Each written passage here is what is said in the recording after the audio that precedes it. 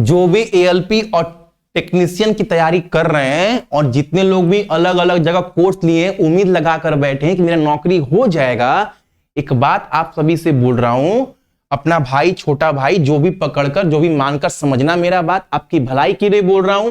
वरना बाबू एग्जाम के देने के बाद ना आपका जो हालत है पता है कैसा होगा। आपको एक काम करना है, जहां पर भी आप फीस दिए हो, हराम का पैसा नहीं है किसी का भी, सबके माँ बाप का मेहनत का पैसा है। तो आप एक बात याद रखिएगा बाबू, वरना जो टीचर पढ़ाता गया पढ़ते गए, जितना टीचर को आ रहा उतना ही टीचर पढ़ाते गया ना, तो एग्जाम के बाद क्या होगा, आपका जो नंबर है ना वो 40 से 45 या 50 के अंदर बस रहेगा। और इसके इतना लाने के बाद ना आप लोग एग्जाम के बाद एकदम सुबह शाम हगते खाते पीते कट ऑफ का वीडियो देखोगे। जो जो कट ऑफ का वीडियो बनाएगा चैनल पर सबका वीडियो देखोगे। हम एससी से हैं, एसटी से हैं, ईडब्ल्यूएस से हैं, जनरल से हैं, कितना जाएगा वो इतना बता रहा, वो इतना बता रहा, वो बस यही सब करिएगा एग्जाम के बाद, ठीक है। तो एक बात मैं आपको बता रहा हूं, अगर रिजल्ट चाहिए और ये सब नाटक नहीं करना एग्जाम के बाद, कभी कभी जब दिल से पढ़ाते हैं ना बाबू तो गुस्सा आता है।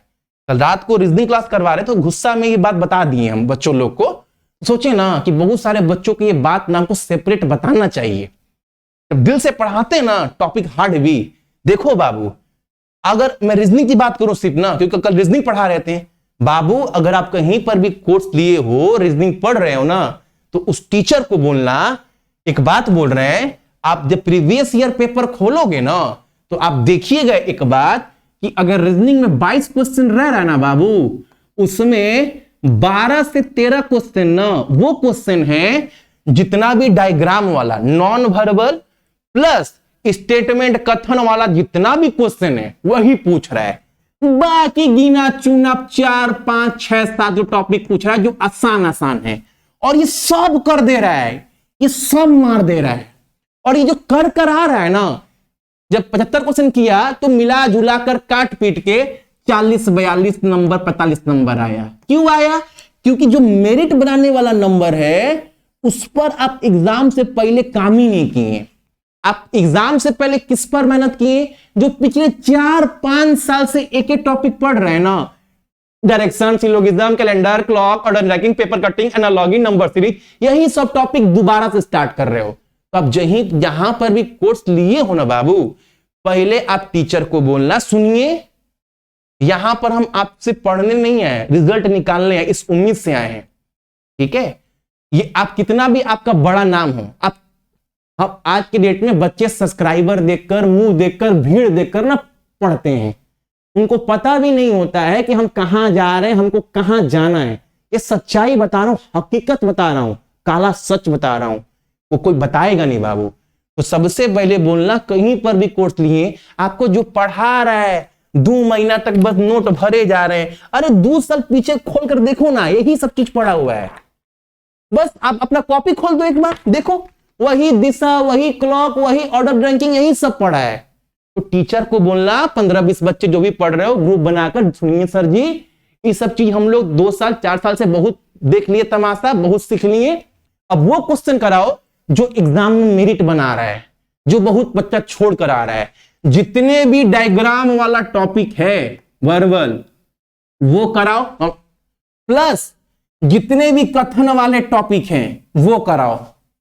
क्योंकि सर आपको पता नहीं है तो मैं बता दे रहा हूं सर, एग्जाम का पेपर आप खोलकर देखते नहीं है, आप टाइम पास मत करिए। आप देखिए 13 से 14 क्वेश्चन बस यही सब क्वेश्चन टॉपिक से बन रहा है, और कम से कम आपका फर्ज बनता है, फीस दिए हैं तो कम से कम हर टॉपिक पे 200 से 250 क्वेश्चन कराओ, मत सिर्फ समझाओ लॉजिक कि क्वेश्चन को कैसे सोचना है, कैसे पकड़ना है एग्जाम में। क्योंकि हर कथन में जो निष्कर्ष देगा, धारणाएं देगा, वो लगेगा कि भैया सही बोल रहा है, लेकिन वो अपने जाल में फंसाने का प्रयास करेगा। तो हमको एग्जाम में सोचना कैसे, ये बोलो, अपने आप को आराम मत दो, वरना आराम ना हराम हो जाएगा। वरना बाबू मेरा भी बड़ा मन करता है कि हम भी यूट्यूब में आकर ना, आई 2 है तो आई 3 हुआ, आई 3 के बाद 4 नहीं होगा, आई काला है तो आई सफेद नहीं होगा। अरे बुर्बक क्या है। फिर डायरेक्शन का क्वेश्चन आया, दिशा करवा दिए, आगे में एगो सिलोगिज्म करवा दिए, फिर एगो क्लॉक का करवा दिए, फिर एगो कैलेंडर करवा दिए, ज्यादा मन किया तो एगो ब्लड रिलेशन करवा दिए, उसके बाद से एगो सीरीज करवा दिए, और एक का क्वेश्चन मन किया तो वो करवा दिए। चलो बच्चों हो गया। अरे 2 साल से यही करते आ रहे हो, अब बदलो, समय है, 4 महीना है, 4 महीना कोई आपसे छीन नहीं सकता, ना भगवान, ना कोई टीचर, ना खुद आप। तो 4 महीना है अपने रिजल्ट को, अपने भविष्य को बदलने के लिए। वही काम मत करो बाबू, बात बहुत कड़वा है। हम बहुत जल्दी सब बोलते नहीं है वीडियो में, क्योंकि यहाँ पर कोई भी कुछ भी बोल सकता है गुरु, लेकिन बता दे रहे हैं कि जो उसको समझ में आया बढ़िया, नहीं समझ में आया जो पढ़ा रहा पढ़े चलो, फिर जो होता है होता रहेगा, सब मस्त चलता रहेगा। चलते हैं हम भी, आप सभी के दुआ में याद रखिएगा, ठीक है। बाकी क्लास रात को 10 बजे रीजनिंग क्लास होता है, ठीक है, याद रखिएगा और क्लास अटेंड करिएगा, तो बहुत कुछ नया सीखने को मिलेगा। जो आपको अच्छा लगेगा नहीं, आपको अच्छा जहां लगता है, जहां मन लगता है, जो चीज समझ में आता है, वो आप पढ़ते हैं अपने दिमाग के हिसाब से, अपने कंफर्ट जोन के हिसाब से। फिर रिजल्ट के दिन या एग्जाम के दिन बोलते हैं जो पढ़ कर गए वो आया नहीं। अरे पढ़ के तो वो गए जो आपको समझ में आ रहा है, जो एग्जामिनर आपको समझाना चाह रहा था वो तो आप उस पर आप तो कोशिश ही नहीं किए, प्रयास ही नहीं किए, तो फिर रिजल्ट काहे लेने आए हो बाबू, काहे लेने आए हो? ये सच्चाई बता रहा हूं, किसी को खराब लगेगा लेकिन सच बोल रहा हूं। तो बाबू एक मोटा मोटी एक आइडिया दे दिए आप सभी को कि आपको एग्जाम से पहले रीजनिंग में किस पर काम करना है। अब आपके हाथ में, आप मुझे बुरा बोलो भला बोलो, जो बोलना है बोलो, पढ़ो। 4 महीना 5 महीना के बाद जिंदगी डिसाइड हो जाएगा कि आप कितना मेहनत किए, किस पर मेहनत किए, कहां पढ़े, क्या पढ़े। उस सबका फैसला तो भैया 4 से 5 महीने के बाद होना ही है।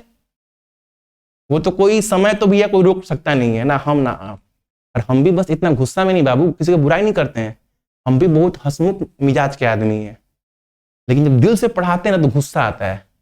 अब वो लोग क्या बात कर रहे हैं भैया, आपको कभी हंसते हुए देखे नहीं? जाकर देखो ना, आप जाकर सर्च मारना सक्सेस की 98 डांस, ठीक है, आप देखोगे भोजपुरी गाना भाई मस्त मस्त डांस किए, कॉमेडी किए, बोलो क्या बात है भैया, दिल खुश हो गया है। तो हम भी अब वो हंसते मजाक है, लेकिन पढ़ाई के वक्त, रिजल्ट के वक्त ना दिल से पढ़ाते हैं, जिससे रिजल्ट हो, जिससे मेरिट बने, जिसमें भीड़ से बच्चा आगे कैसे निकले उसके बारे में बोलते हैं, ठीक है। अच्छा लगा ठीक, नहीं लगा माफ कर दीजिएगा, बस दुआ में याद रखिएगा जित्तू भैया को। बाय बाय, टाटा भाई लोग, आई लव यू ऑल। रात को 10 बजे मुलाकात होगा रीजनिंग में। और मैथ के लिए बाबू बस मैथ का भी सबका पोल खोलेंगे, लेकिन जब तक हम हाथ खुद नहीं मारेंगे तब तक किसी पर उंगली उठा नहीं सकते। अभी हाथ मारे हैं 7 और 8 चैप्टर पर, अभी आहिस्ता आहिस्ता मैथ पे भी हाथ मारेंगे। चलो।